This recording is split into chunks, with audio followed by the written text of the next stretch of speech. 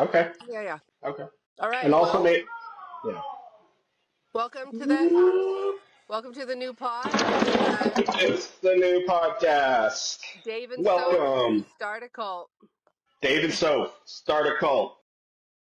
This is the beginning. This is where we get our followers. Millions and millions and millions of followers. So, to begin, we're gonna need a little financial help. Just kidding. First rule of Cult Club. Donate, and thou shalt be blessed. Yeah, you want God to bless 90%, you better give us 10, bitch. For every percentage of giving, there will be an increased percentage of blessing. Yes, if you would like to be blessed, then you need to support this. No, but I love it. I love how silly it is, how simple it is.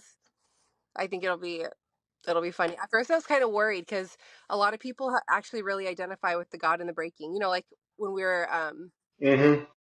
in when at your sentencing, like a bunch of people were like, Yeah. "Oh, I love God in the breaking," and so that's what I was kind of worried about. Is it already kind of has a it's a name that people associate with us. But Dave and Soph Start a Cult is pretty funny. So here it is. I Dave think, and Soph. yeah, yeah. I think David Soap Start a Cult is very irreverent and quirky and fun, and it implies, like somewhat serious stuff, but also just like like a fun vibe at the same time. That also encompasses like a lot of different topics. Yeah, because I mean, a cult can be about anything. It's funny, but it also clearly has some sort of serious undertone. So, yep. You want to talk about the episode, what it's about? Faux show. Before I start, a Jewish guy walks into a brick wall with a full erection. What happens? I feel like his nose gets there first or something. He breaks his nose.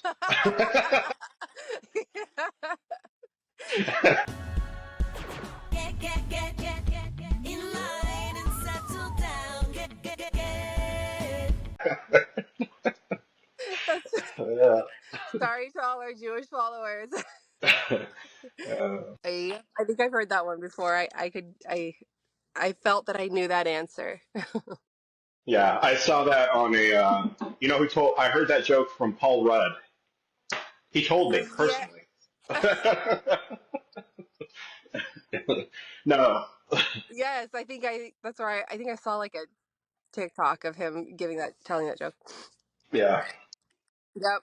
So, with that in mind, David Soap start a call. The first episode is going to be about chasing discomfort, chasing uncertainty, and um, as we start the new year, there is value in being uncomfortable. There's value in chasing hard things. And with New Year's resolutions, New Year's goals, uncomfortable things, whether it be working out at a gym each morning, that's hard. That's not easy. Or changing your values, or trying to stimulate growth and like learn a skill, go to school, chase a promotion at your work. All these things require discomfort, and I thought it'd be an interesting topic to talk about. And um, I also wanted to talk about the challenges and some of the downsides of constantly chasing discomfort, chasing progress. There's a lot of self-help gurus nowadays who espouse this doctrine. One of those being a person I really admire, David Goggins, and he always talks Love he him. always talk, he always talks about chasing discomfort. And I think now, David Goggins is kind of a freak. I mean, he can do things physically that most people just can't. So when he says this, I take it with a grain of salt because honestly, I don't. The way he chases it is so extreme. I mean, he was also a Navy SEAL.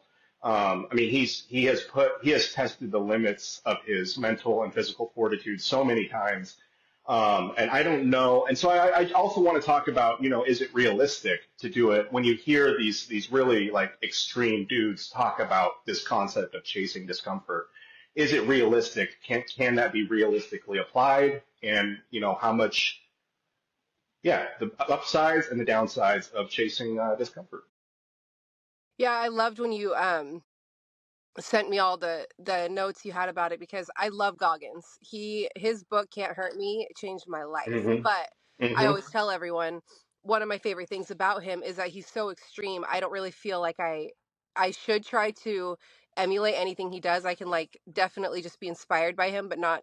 And his pursuit of these intense goals and like the mental fortitude that he has developed has come at a huge cost. He has it really impacts his relationships. I mean, and he'll say that like Yeah. he's traded it's almost his coping mechanism for his it's really remarkable, but it's also sort of a coping mechanism. His whole life is like one giant coping mechanism.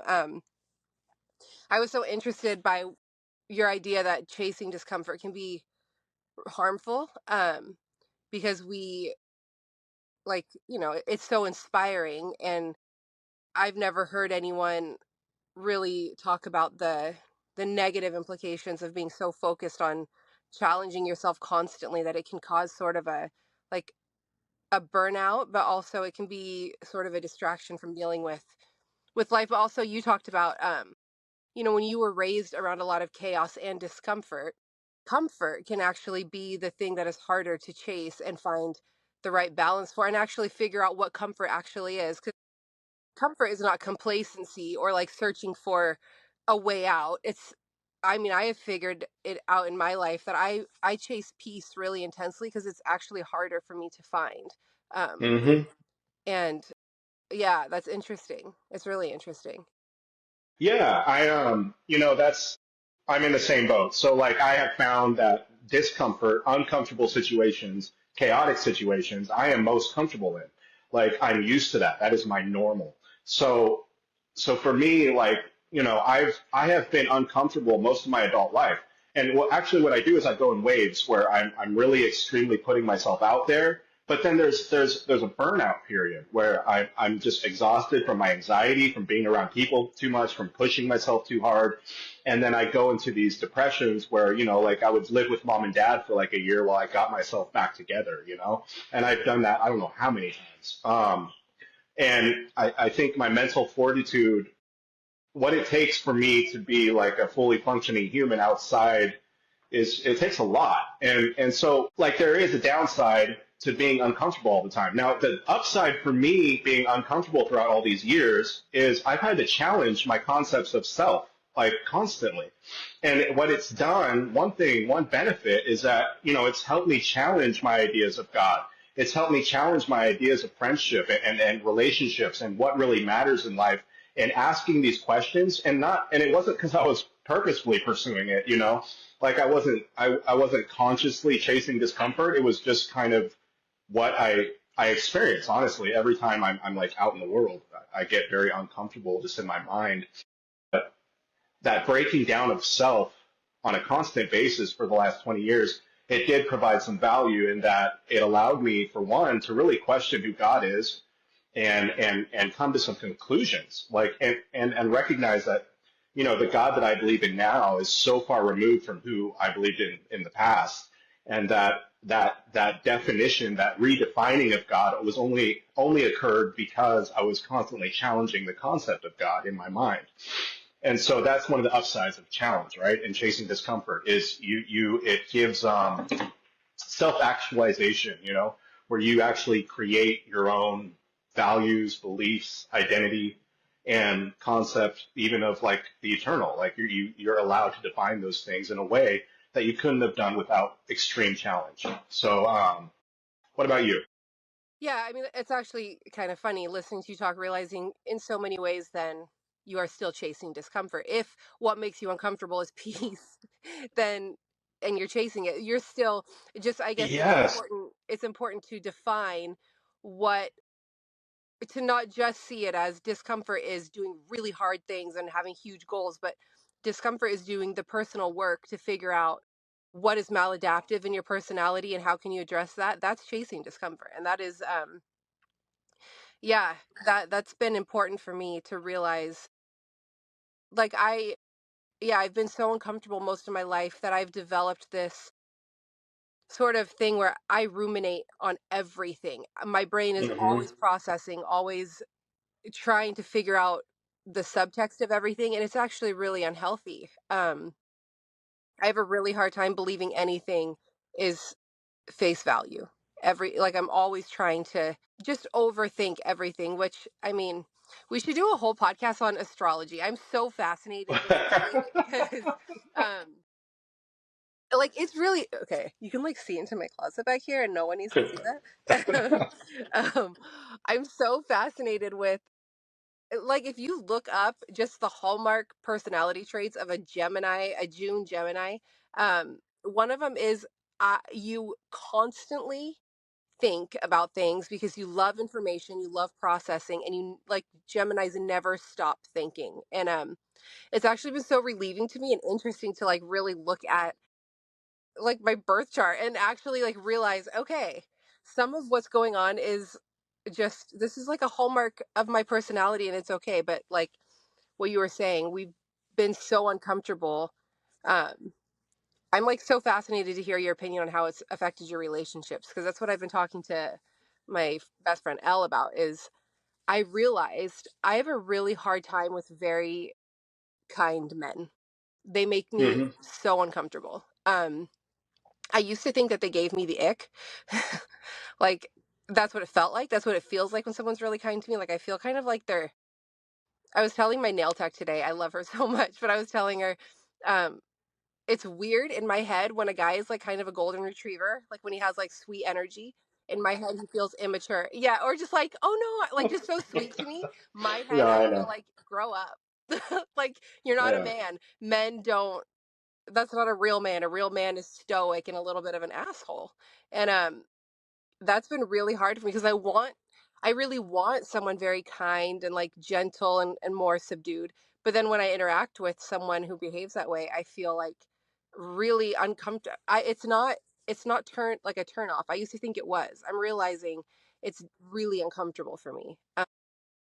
I don't know how to interact with that energy. And so for me, that's what I'm chasing. That's the discomfort I'm chasing is how to allow myself to meet and interact with men who don't fit my pre-programmed idea of masculinity because it's actually really toxic. Um, but I don't actually know how to, I don't know who I am in relation to those men. I've developed my ability to interact with men is very much my ability to interact with men who I need a tough skin to interact with. And so, you know, like Yeah, you I mhm. like so that's an interesting point. So what I would say to that is I think a lot of guys, especially in today's age, where there's a push for men to be more vulnerable. And first of all, I want to differentiate between the word vulnerable and feminine because I've noticed like growing up, metrosexuality. Remember that in the early mid 2000s, metrosexual, right? That was a huge Yeah. thing. Yeah. But all that was guys adopting a feminine exterior. That had nothing to do with actually like being an available and vulnerable human being. It was just putting on the feminine characteristics without any of the like so I so like it's not about men being feminine, it's about them being vulnerable. And I think for a lot of men, they question the necessity of being vulnerable with women and also when to show that piece of themselves because a lot of men like so what you're saying isn't just limited to you. I think a lot of women it is somewhat of a turnoff if a guy is too sweet too soon. I think a lot of women it's just a natural bias, the the kind of stoic hard almost bordering on asshole vibe is more attractive initially. I have found that. Like if I'm too vulnerable and too sweet too soon, like I can see the turnoff in a woman's eyes. She's like, like, what the fuck? Like, you're too, like, I don't need Wow. this. This isn't Yeah. what I'm looking for. That's interesting. Yeah. I mean, I when we were gonna we were going to do one of our episodes on just gender, I was really thinking like, what is masculinity even? Because yeah, we've Hmm. decided that masculinity is very stoic, very emotionally unavailable, very um, just very very contained. which on some level, that is sort of a masculine thing. Men do tend to be more pragmatic with their emotions. But like to define masculinity as like you are masculine if you cannot access your emotions is a really toxic thing we've encouraged in our culture. And it's become sort of a standard that even I look for, even though I don't agree with it. Yeah, when men are very vulnerable or like very, just very sweet, yeah, if I end up feeling more masculine than them, and that makes me feel really uncomfortable. And, and it's awful because I also am realizing, but I really want to be treated like gently and someone who will engage with like adoration, like having someone just be Hmm. really like adoring of me. I want that, but then when it happens, I'm like, ew, you need Oh to, no! Oh, which is see, but so that's sad. yeah, because that again, that's man, that's so hard because guys do want to be like, there's a lot of guys that they see the need to share themselves in that way. And especially young men growing up today, and myself included, like we've seen the necessity for men to be more open. I have seen just in our family with our dad, the older generation's total unwillingness to be open, to like have any kind of emotional awareness or intelligence, like that's a real negative. We've seen like the downsides of that. But now the question is like, so like, to what degree do I need to be vulnerable and open? And that's what's hard. And I think a lot of men get frustrated because they try to be vulnerable. And then like you're saying, and I'm not saying this is because this isn't just you, like this is a lot of women, they want this, but then when they see it, sometimes it's a turnoff, and men get frustrated, like, well, what the fuck? What do you want? Like, what do you want from me? You want me to be a man, but you also want me to be vulnerable. I'm trying to be vulnerable, but now you just got turned off. So, what do I do? That's so sad. It's so weird. I can't figure it out. I really can't. Like I met someone recently who is very kind and very like openly like, I just think you're amazing, and I'm just like, what the fuck? And it confuses me because I think also though Yeah, men have also learned how to manipulate vulnerability. And so as a woman, that is something I'm always a little like, are you love bombing me?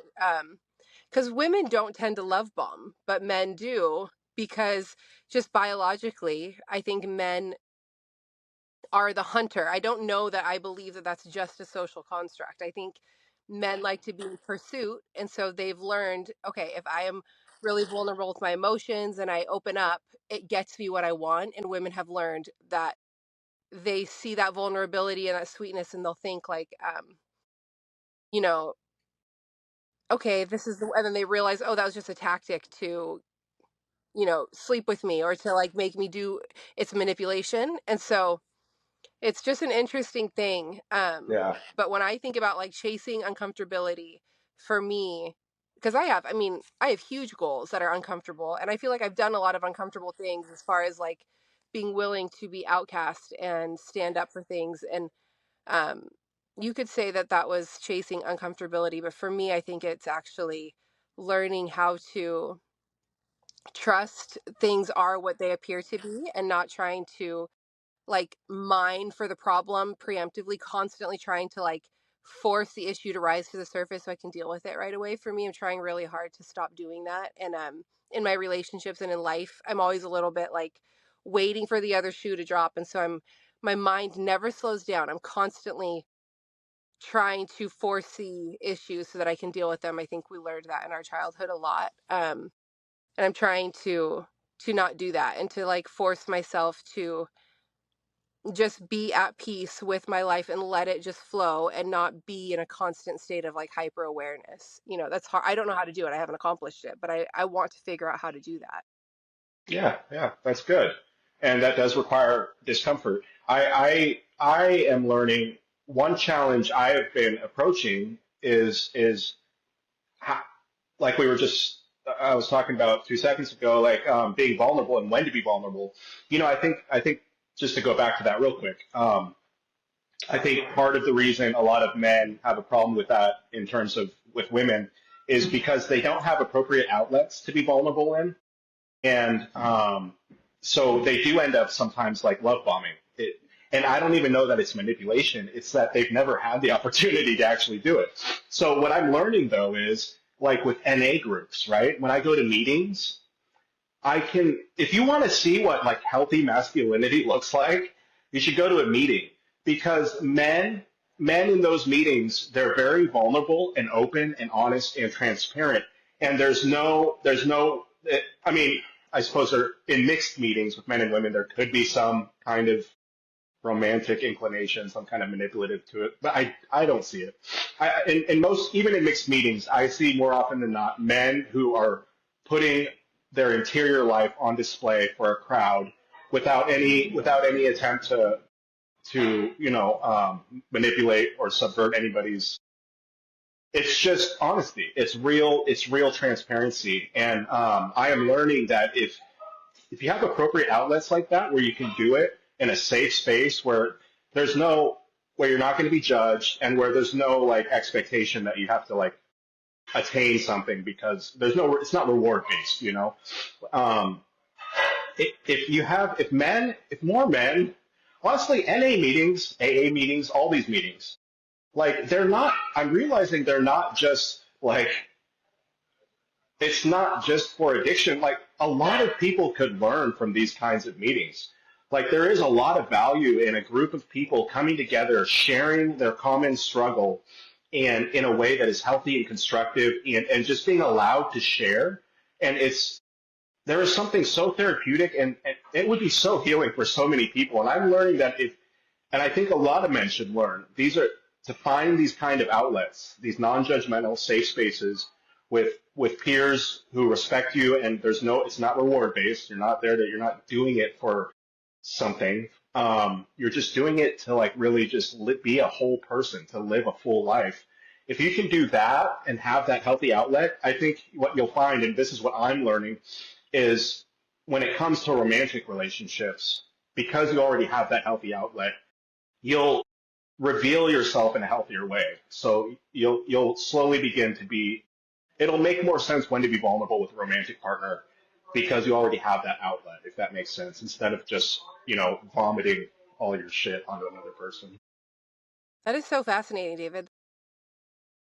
Yeah, I think I've talked to you a little bit about, like, I've had men that I've gone on dates with, and they, just as a woman, I'm easy to talk to, and so they'll be talking to me, and they just talk I mean, they forget to ask questions or even like interact in a thoughtful way. It's been sort of this heartbreaking thing for me to realize, like, that dude just needed to talk, and he thinks he's in love with me now, and I didn't even. That's crazy. All he did is have a few hours of talking to someone who listened with compassion, and Yeah, it, see, it that's it's but it's so that's so interesting. Like, you're right. yeah. Men need to We need to create, because women, we talk to each other like that constantly. Like, we are constantly like, this is how I'm feeling. We're processing our emotions. We're like talking about them. But when you see a bunch of men all standing together outside, I mean, I've never been to a meeting, but like, you just see a group of men, they're all just kind of bullshitting and like talking about things. And you can tell that they are a little uncomfortable if someone, if one dude is like, yeah, I'm just really going through it. Everyone's just kind of like, oh yeah, man, well, you'll be all right. Just hang in there. And you Hmm. can like feel it, like, like they're not sure. It's not masculine to talk to your male friends about your feelings, which is so silly, because I think that's what's so interesting to me. Like, why is that a hallmark of masculinity? That's just being human. We haven't allowed men to experience a very human range of emotions, and then as a result, as women, we can't identify healthy emotional men because we have learned that an unhealthy skew is actually very masculine and attractive now. And so when a man engages really comfortably with his emotions and all of that, even if he's not just trying to pursue something, just a really healthy emotional man feels really uncomfortable to me. I feel like, you're a little bit feminine, you feel a little bit like immature, you feel childish because you're It's so sad. Like this guy that I'm Sophie, talking to, that's horrible. it's this guy that I just start. I mean, he's wonderful. He's a farmer. He is like a definition of a man, but he's very like willing. He's just like very like sweet with me, and I'm just like, you need to be a man and not talk to me like that. Which is, but I don't say that, but I can feel it. Like, why am I like kind of like, ugh? And I, Oh, it's so we, but I'm learning to just like, okay, in the past, I would have already sent him a message like, this isn't gonna work. You're wonderful, blah blah blah. But I'm trying to like, no. I first of all, there's no pressure to like Elle is always reminding me of this. Like we were raised that if you meet someone and there's any connection, you need to be like really zeroed in on marriage. And so I have a really hard time meeting someone and just like letting the process, like there is no pressure. I don't have to make a decision.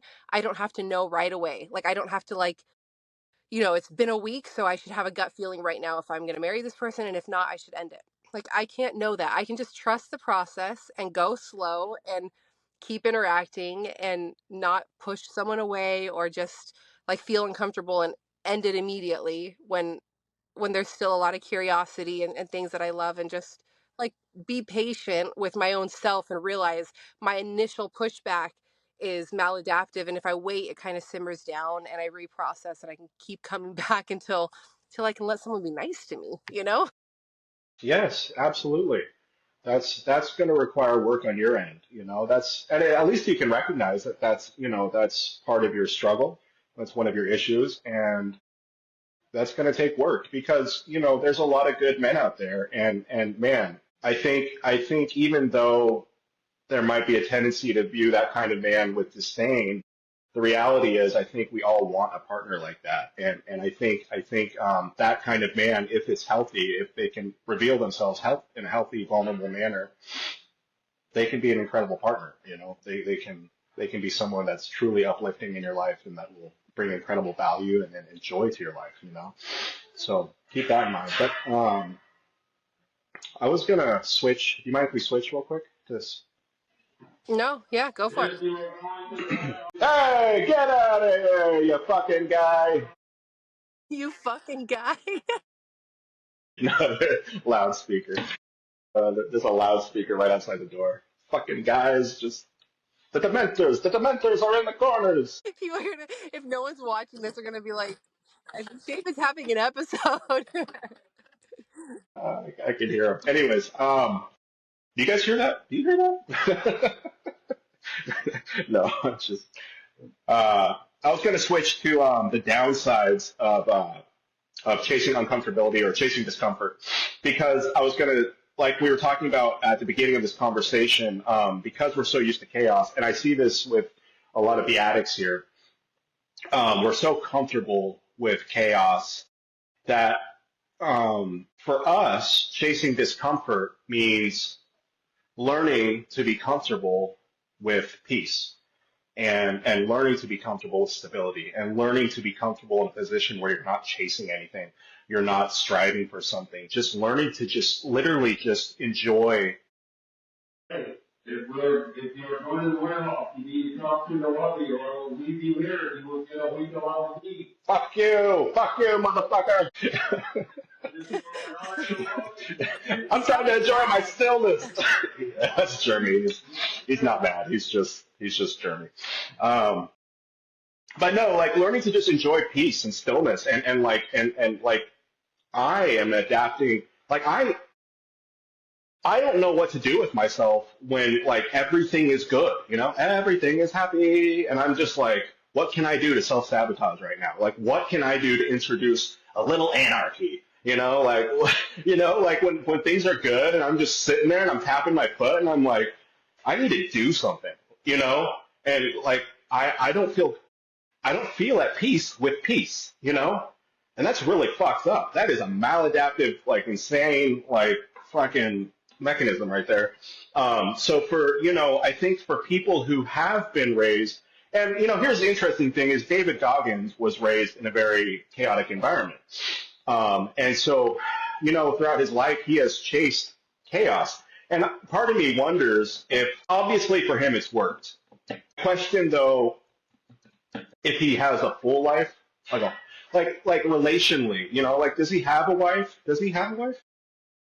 Yeah, I mean that's kind of what I was talking about. I mean, he lost his first wife. I think he's on his third marriage, but I mean, he'll say that like it's interesting because yeah, he's self-aware enough to know that his approach is really toxic. Actually, he'll say it like, I'm an asshole. I'm like terrible to be in a relationship with. I push all my partners away. I pursue my goals so doggedly that it doesn't make room. Like yeah, you're right. And it doesn't, it feels really like he hasn't done the work on himself to experience his emotions in a very healthy way. And he knows it and he doesn't want to do it. That is interesting, and that. Shut up! When you've been here for too long, that shit. Like when I first got here, like people would yell at the speakers, like "Shut the fuck up!" And I'd be like, "Why are you so angry, bro?" And now, 16 weeks in, I'm like, "Shut up, for the love of I love it. God!" But no, that is the thing, man. So David Goggins, the chase. That's his whole life, and that is his whole coping mechanism. So he doesn't know how to be at peace with not chasing anything. This is my interpretation. I don't know the man. I just know him through books and media. But it seems like he has taken the chase and made it his therapy tool but it's not necessarily therapeutic because it hasn't allowed him to get to a place where he can just be comfortable being still. I don't think he knows how to be still. I think he always has to be chasing something. I mean, he literally runs. He runs insane marathons. I mean, he's always like running after something. And it's weird, because he's achieved greatness, but I think it's come at a cost on a personal level. And this is something I wonder about with like Elon Musk, who he has done some incredible things, right? I mean, he built up Tesla, he started SpaceX, he's literally trying to get humanity to Mars. And he has said, he's an overachiever and he works, insane hours. But if you look at his personal life, like he has how many kids? Here's my question to Elon. Like, do your kids love you? Do they even know you're a part of their life? Like, you're always out chasing things. Again, a person who is addicted to the chase, and and society calls them a success, right? David Goggins is a success. Like, look what he came out of. Like look how well he's done. And like when I think about these men who have made who have made themselves out to be very successful men, if you look at what they've built it on, it's singular. It's a singular pursuit that really only helps them. And I think when you look outside, if you look at their bubble, the people that they surround themselves with, I'm willing to bet there's a lot of frustrated human beings around them, and interpersonal relationships, I bet, suffer greatly with those guys. Yeah, that's interesting. That's really interesting. We've definitely decided that the hallmark of success is material, or like, I mean, with David Goggins, just like being able to achieve these like superhuman things.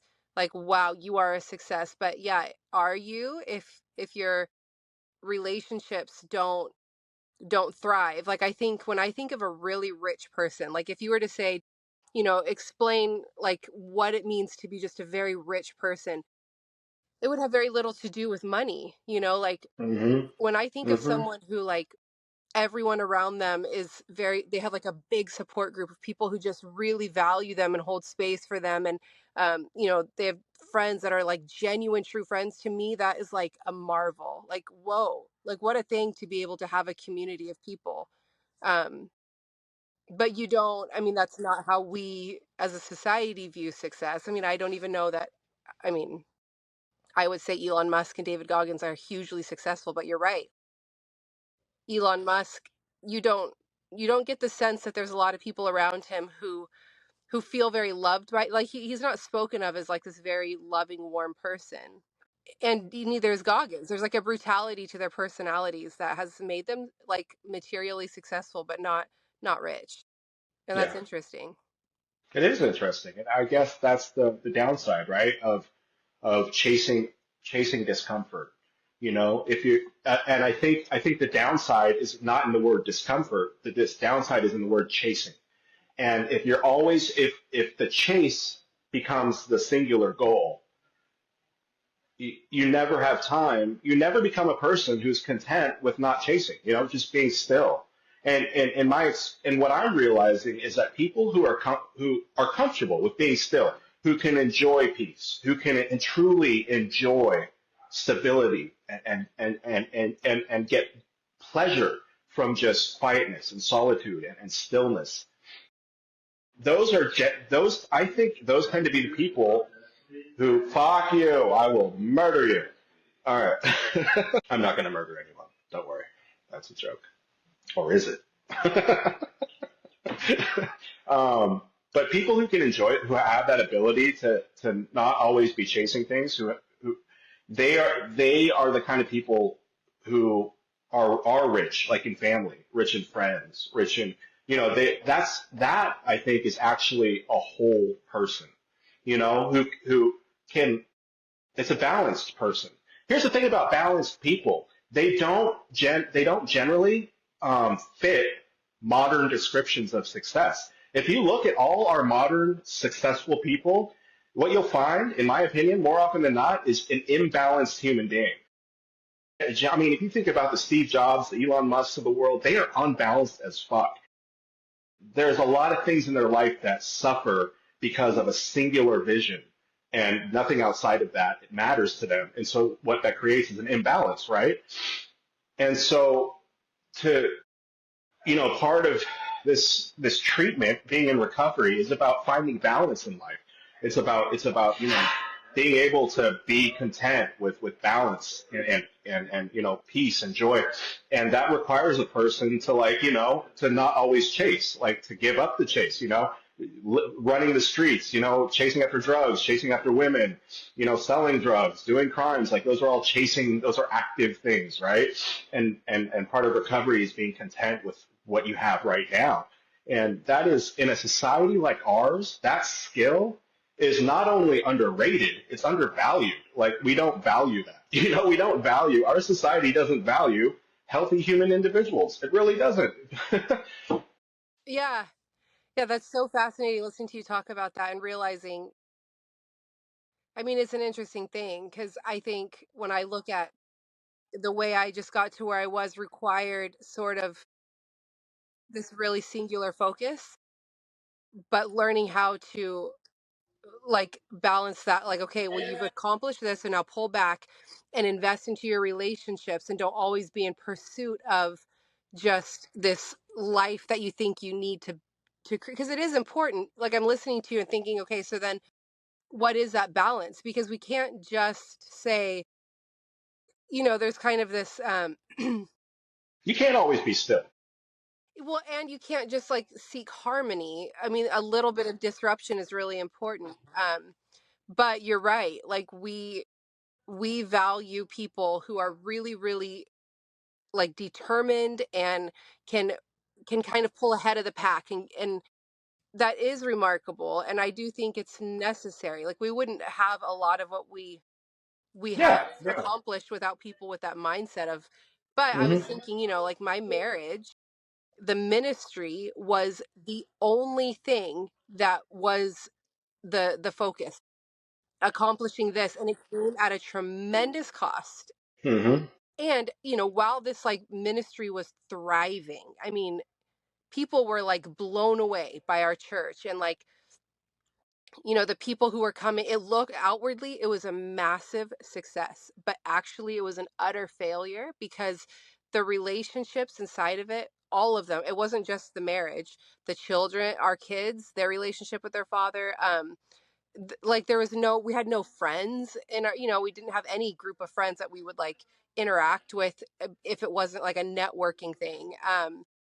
There were no there were no relationships outside of this ministry that were really healthy and fulfilling, and so the whole thing crumbled. And so it's just really fascinating to hear you talk about that and wonder, like, what is that balance? How do you pursue something in a way that is really necessary to accomplish something really important, and then like kind of dial it back and realize, okay, I've I've hit this level of success, but it has cost me something, and so I need to slow down for a little bit and reinvest and build. It's like a constant seesaw. I think I don't know that you can, like, how do you Well, achieve this like balance? You know? what I would say, and I heard this lyric in a rap song. I forget what the track is called, and I forget the art. Common Market. He's a guy from Seattle.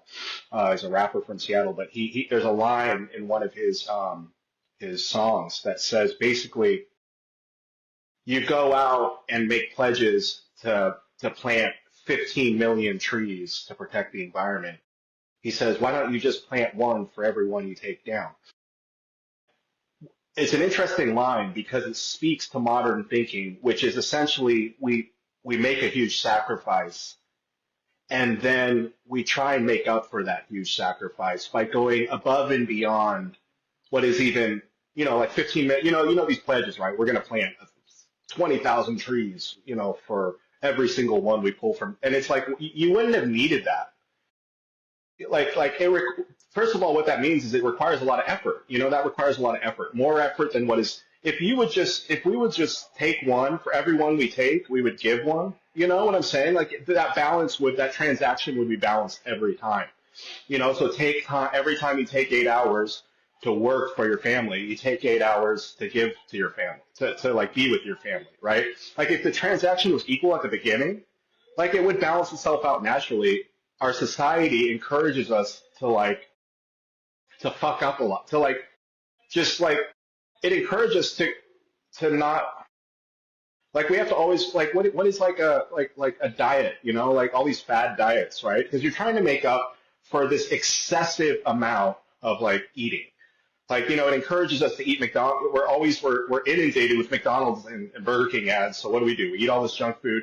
And then finally one day we're like, well, I got to lose weight. So you get on this insane diet that's trying to make up for all this bad behavior when if you would have just been healthy from the beginning, you know?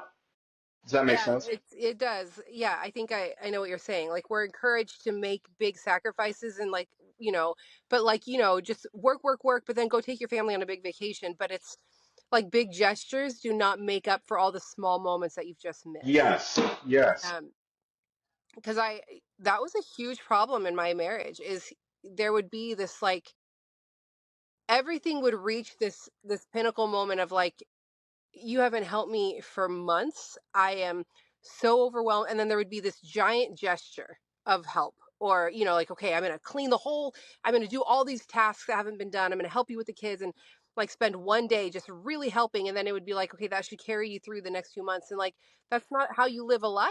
Life is No, made up of no. all these it's consistency. And that's inconsistent to say, I'm going to work my butt off and I'm going to pursue this goal and let all of you, my children, my family, my relationships suffer, and then I'll throw this huge elaborate party or I'll do this big grand thing and it should make up for all of that. But you've missed all the moments of investing that are required to actually have depth to your relationships, and that will never make up for it. And what would happen is he'd be like, "Well, I just did all this for you."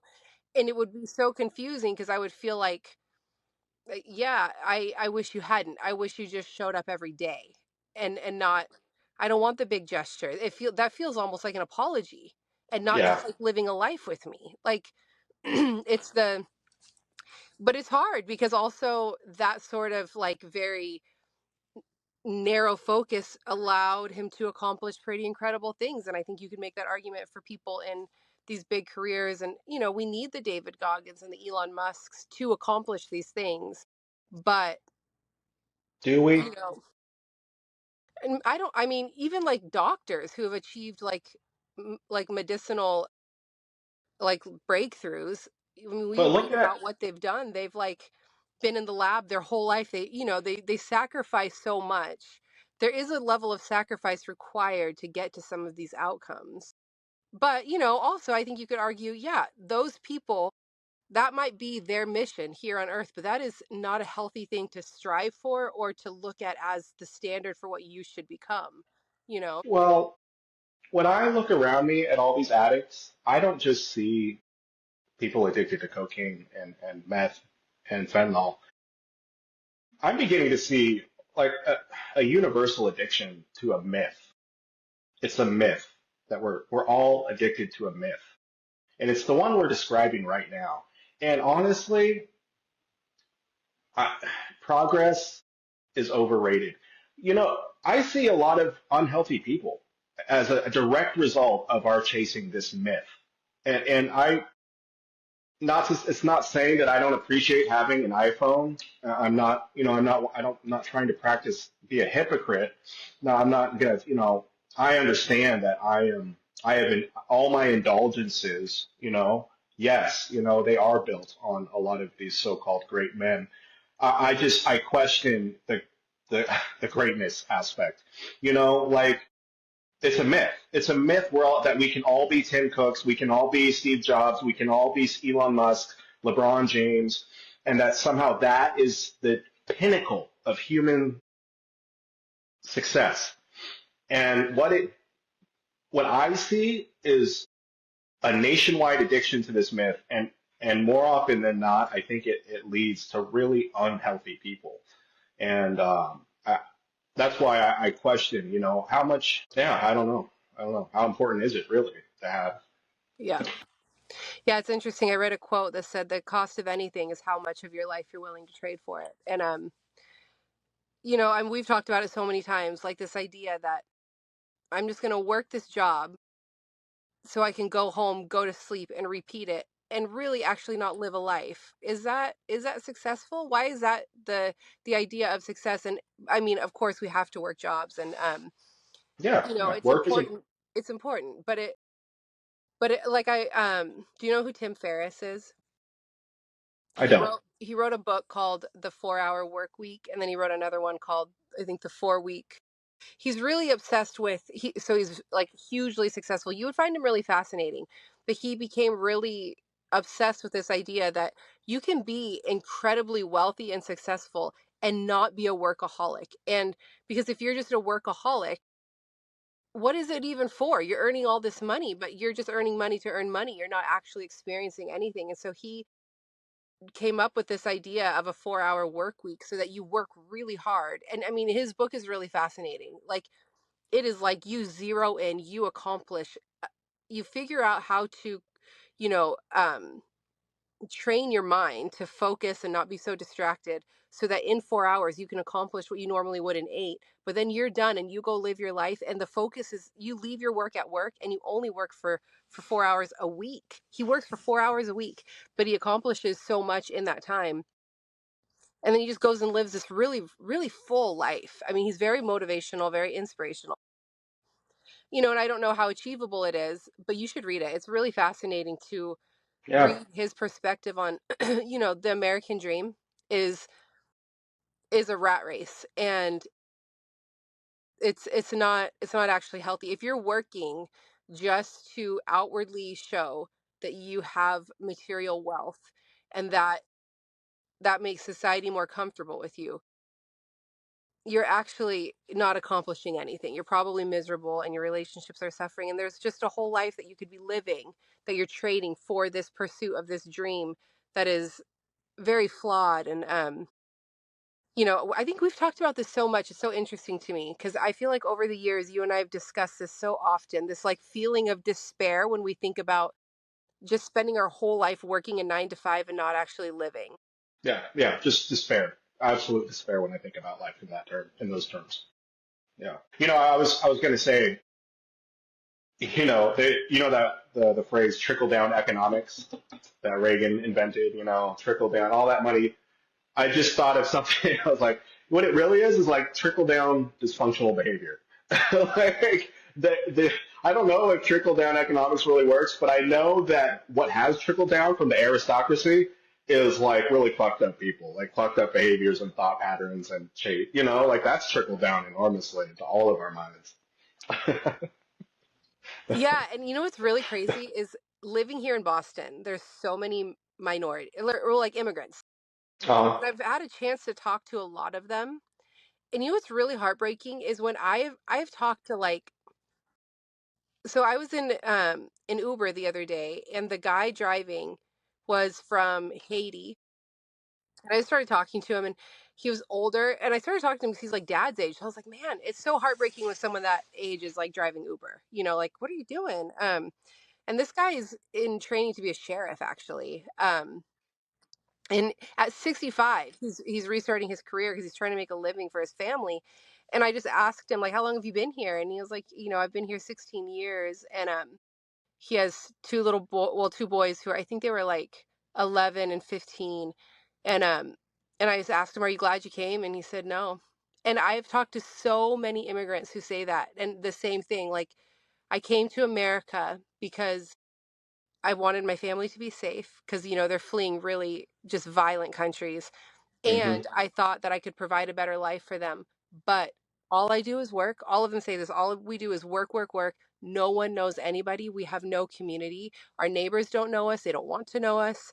And my children have all of these material things, but there's no richness in our family life anymore. Like, he was like, I think I was happier in Haiti. He said, I'm glad I came here. My kids, it was so dangerous. Haiti is so dangerous. But me, I was happier because he said everyone is so close. Your neighbor, everyone knows everyone. And he's like the seventh or eighth person I've talked to who has said something similar. People from Brazil, from Haiti, from Rwanda, from El Salvador, Honduras, like from Pakistan. All of them have said the same thing. Like, I'm glad I came because my children are safe and I can give them an education and financial wealth. But I think we would have been happier back in our home countries because there was a community. We have traded the American dream is trading material gain for relationships and for community. And I think it's why we have all these mass shootings, why we have so much mental anguish is we haven't ministered to the whole person at all. And we've decided No. that the only thing that makes someone successful is their material output, what they can give to back into the world with their money and their capitalism. Capitalism has destroyed the human spirit in America, and it's wild. We America is a business at this point, and I read a quote by a director out of Hollywood, a rather large. He's directed quite a few big budget movies, and he's from Europe, but he was being asked about America and what he thought about America, and he said, "America is where I go to make money, but I raise my family in Europe." He said, "I would never raise my family in America," and he's wealthy, so he can afford to do that, which is nice. But it's an interesting statement. He's like, "I go to America to make money." He's like, "That's where the money is. That's how I make my millions. But I would never raise my family in America." And like, wow, ain't that the fucking truth? That's like depressing because we're living in America. Like, what is the Yeah, answer, Dave? I feel like yeah, it's interesting. One of my favorite things about what I am so proud of with my life that I've accomplished here is I have figured out, well, I mean, and this is hugely speaking to my boss, is that he is a very, like, his, the way he does really care about his employees is really remarkable. He's a really good employer. He's not just focused on what his company can gain from the equity of a human being that works for him. He's very interested in his employees having being happy. And so I work a job, well, two actually, and both things, they're both salary, which is really relieving. I cannot engage in the rat race because it's not possible to earn more. I just make what I make. And thankfully it's a very good wage. But like, if I have so much freedom in my schedule, like, he doesn't, there is no like very, you need to be at work at this time and you need to, like, he doesn't care. You get your job done, I'm going to trust you. I mean, I do really hold myself to a high standard, and so I think I've earned the freedom that comes with, but also just experiencing an employer who treats me like more than just utility. He sees me as a human. Like, if I need to run somewhere, he's like, "Oh, go." Like, he doesn't care. There's so much freedom that I experience in that yeah. workplace That's that amazing. it is amazing, and it has really revolutionized how I, like, a lot of America's problems is these employers view humans um as a function of their business and forget it's a whole human. And if you will address the human, you'll actually, your business will be more successful because you won't have Yeah, I burnout know. and high turnover rates. And but it's really fascinating working for Lee and realizing when I'm treated with so much value and respect and I'm given so much freedom, in turn, I want to help the company be successful and I want to like behave with a lot of integrity towards my workplace because I'm treated with value. When I'm not treated with value, I don't give a shit. When I worked for this restaurant as the office manager and the owner was one of the most toxic people I've ever met, I had no desire to achieve to do anything beyond the bare minimum because you don't deserve it. You treat me like like a like a slave. And so I'm not going to do shit for you. And yeah, just realizing as a society if we realize the actual importance in investing in the human, we will probably achieve so much more. We've just gotten so lost in output materially that we've forgotten there's I more output know. that could happen, And relationally and mhm. that's why people say a lot of things about kids, and what part of me is beginning to realize humanity has always talked about the youth in a certain way. Every generation, you know, it doesn't matter if you're born today or 500 years ago. The older generations always kind of view the younger generation skeptically. I think that's just a universal experience. I really do. So, nowadays when people talk about the youth and like, they don't give a shit about jobs and, and there is at least if I judging entirely by social media, there is a flippancy that I see in the youth, when it comes to work, there's a flippancy they don't give a fuck, like I work at Five Guys and like I'm paid $16 an hour to like deal with people's shit and like they'll quit like that, like they don't give. And so part of me is like, people are like, well, they need to learn some work ethic and dial down and get their shit together and life isn't a fucking blah blah blah. But then on the other hand, I'm like, no, like we have turned everybody into a dollar sign and these kids are just responding in kind. Like all you see when you look at this kid at this sitting at the drive-through window is a dollar sign. So like if they're you're gonna if, they're just realizing like this is how we're viewed. So if this is how I'm viewed, then fuck everybody. The only point is to get like they don't they're right. And the thing is they're right. We're reducing human relationships and human people into just output, object, numbers and dollar signs and like, there's no humanity, no warmth. The corporation you work for doesn't give two fucks about you, and they see that. They see just how clear that is. There is no family-owned. I mean, there's some, like you're saying, there's some that still pay attention to those values, but a lot of them don't. And these kids are just, I think it's hard for me to hate on them because, like, I mean, they're kind of right, like it's bullshit. Like, what the fuck is going on? Totally. Totally. Yeah, Yeah, I've thought about this a lot that we do love to hate on the younger generation, but I love that you're saying because I've thought this when people are like these kids who like are posting these things and just walking out of jobs. I'm like, yeah, because just like what you've said, it's modern day slavery. We have taken people and said you need to work, but we don't have to treat you like a human, and you need to be and like then it's the pushback is like you need to learn how to have not be so precious and but like why should I go to work in a customer service industry and expect yeah, people to pull up to my window and treat me like I am the same function as the cash register when I'm a whole person in front of them? And yeah. because even us, the It's true. consumer, like we just pull up and we're like, hey, I'm gonna get this, blah blah blah, and then they hand us our stuff and we like kind of we don't even acknowledge them sometimes. Like you'll see I videos of know. we just like grab our bag of food and go. Like you just interacted with a human being. A human being, and it was so just like mechanical. Like, what Yeah, the fuck? you didn't give any acknowledgement to them as a person, and that is a weird thing. That's not healthy. You should not ever interact with a person in that way and be comfortable with it. And why would we want our kids to learn that that's acceptable? Like you're going to go to work, you're going to earn like minimum wage and get treated like shit, and that is your lucky right as an American. Like no. I think I love the irreverence and the disrespect and the loudness of like, no, if I'm going to come here and put up with this shit, I'm going to quit because it's wrong. I mean, I don't know. I think it's so fascinating because it is so uncomfortable because you're trying to figure out like, okay, but you need to learn how to like do things even if you're uncomfortable, and you need to like be diligent and have a good work ethic. But also, no, you shouldn't allow yourself to be heavily disrespected and feel like you exist in this corporate world and it doesn't matter. You don't matter at all. You're just a function of this bigger idea that these very wealthy people are benefiting from. Corporate America benefits the people at the very top. All the Hmm. workers at the bottom, we don't really benefit, but we are pursuing their goal for them. Like, why should I do that? Why should I trade my humanity for someone else's gain? Like, why Yeah. should I not insist that I be treated as a human? And if I'm not going to be treated as a human, then I'm going to act like a savage and act like a, because that's what they're doing kind of. They're kind of like, if you're going to treat me like a, rat, then I'm going to act like one, because why should I behave with more respect than what I'm being given?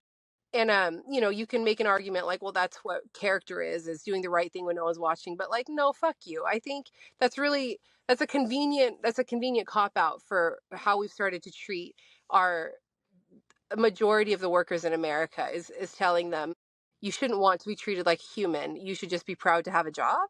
Like, no, Yeah. that's a crazy thing, you Yeah. know? Yeah. Yeah. Yeah. So I think this conversation is really, is on point because we've really discussed the upsides and the downsides to just the chase. That is America. America is a chase, man. Chasing perfection, challenging ideas. Like it really is in our DNA to a certain extent, which let me, one thing I do value about America, even though we just had this whole discussion, is that we are in pursuit of a higher ideal, and pursuit being the primary word. We're always chasing, trying to better ourselves. There is this tendency, and it's literally in the American DNA to better ourselves, always pursuing perfection. And there is something kind of, it's crazy, but it's also kind of cool. That is one aspect of American society. That is the myth. That is the myth, that we're chasing perfection. We're pursuing a higher self, a higher, nobler self. And so I think that myth, there is some goddamn that fucking loudspeaker. There are some upsides to that, but as we've also discussed, there's a lot of downsides, and it can come at the cost of human dignity, the human spirit, the human connection. So Yeah, you're right. I mean, that is what makes America really fascinating, is that we have the entrepreneurial spirit of America is really fascinating. We've achieved a lot because of the way as a society we've allowed people the freedom to pursue, industry the way that they have. It's important. But I think that's the thing, is we have to also be able to recognize that any sort of grand success will come at a cost, and it's important to address the cost and recalibrate. Not just like, we don't have to continue on this trajectory forever. And I think that's, yeah. what we're experiencing is this generation, for all of their like gender confusion and their mental health focus and their priority on the individual that we, love to look down on.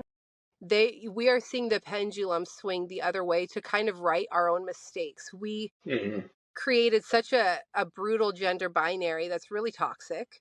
We created this society built on the backs of, I mean, it's slavery in a lot of ways, the minimum wage worker.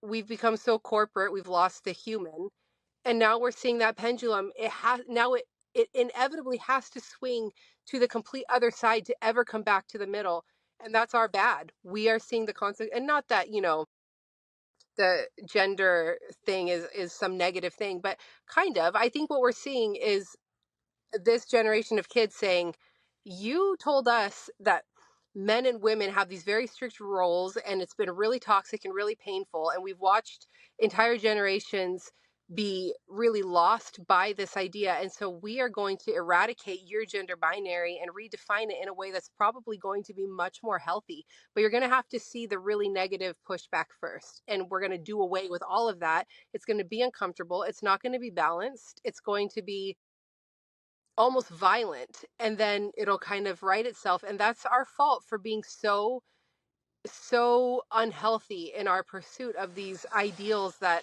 cost the cost was human equity. I just think that's what we're seeing is sort of a consequence of an inappropriate trajectory, and now Hmm. we're seeing like the slamming back of that pendulum, like, no, we're going to go the other way until this gets corrected, because it's just what has to happen. And you can't even be mad at it. I think it's kind of exciting to be a part of it and realize everything feels a little confusing and anarchist right now, and rightfully so. And I'm excited for when it kind of rights itself, to see as a society what happens when we realize we have to pursue mental health and we have to care about people more than industry, and what that will do to our society. I think we'll be more whole, but we're going to have to be really fractured first, and that's kind of scary. But yeah, I love this conversation. I think it's so Yeah, fascinating. yeah, yeah. It's been Dave good. and Soph start a cult. First one is fuck your corporate rat race. Start a cult. Join the David commune. Snow start a cult. Yes, our cult will be well paid. You'll be a well paid member of our society. We'll have benefits. There will be benefits. Healthcare will be one of those benefits. We'll use crystals to heal cancer. Yeah, expose your butthole to the moon and the sun, and that's how the magic gets. We'll have naked campouts. That's where we intermingle with the wildlife. Get your soul trajectory straightened out. Yeah, you're gonna do goat yoga, and Gwyneth Paltrow will be one of our guest speakers. goop for life, baby. Dude, but literally bring She'll back the barter system. We're we're gonna have vagina scented candles. oh, Did you hear about Gwyneth Paltrow's vagina so scented fucking candle? weird. That's so disgusting. Like, bitch. Also, why do you think your vagina smells like that? No one wants a vagina scented candle. Just go hang No. out with a woman. Yep. Yeah, in our cult, we're gonna have a barter system. Money and time are a myth. Um, Yep, yep, yep. everyone will participate in a You, therapy when for you show everyone. you Mhm. show up when you show up. It will show up according to the moon. The moon dictates everything. we're gonna, the location of the moon will dictate what times are and when it's appropriate. Yes, yes, yes. If Mercury is in retrograde, like, Yeah. just stay in your room. It's okay. It's a tough time for everyone. Dude, actually, uh, I'm laughing, but like, God, it would be so fun to live like that. Um, there is a God. God's name is Dave and Soph. You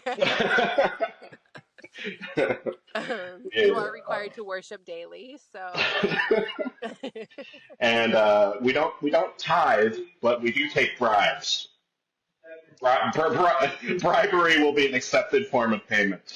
yeah, yeah. We're not going to make you feel like you're earning your way to heaven, but we're also going to do special favors for people who give. So You'll get free ice cream days. Certain bribes will be worth more than others. You'll get pizza, pizza parties, and you'll get bathroom privileges. Oh, this is prison, actually.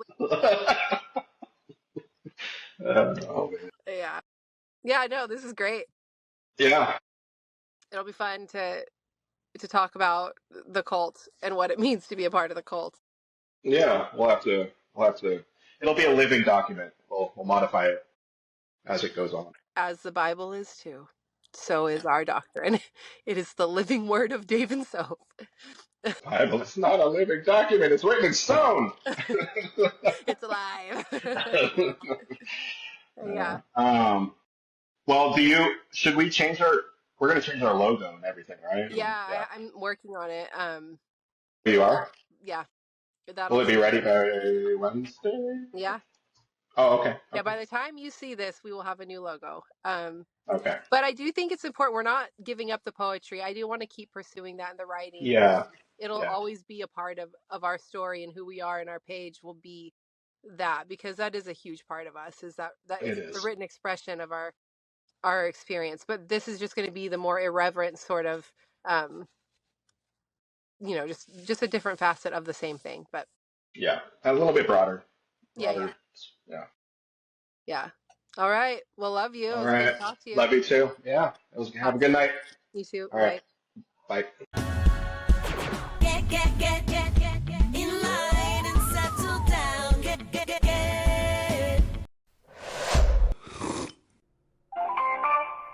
The number you dialed is not a working number. Please check the number and dial again. Goodbye.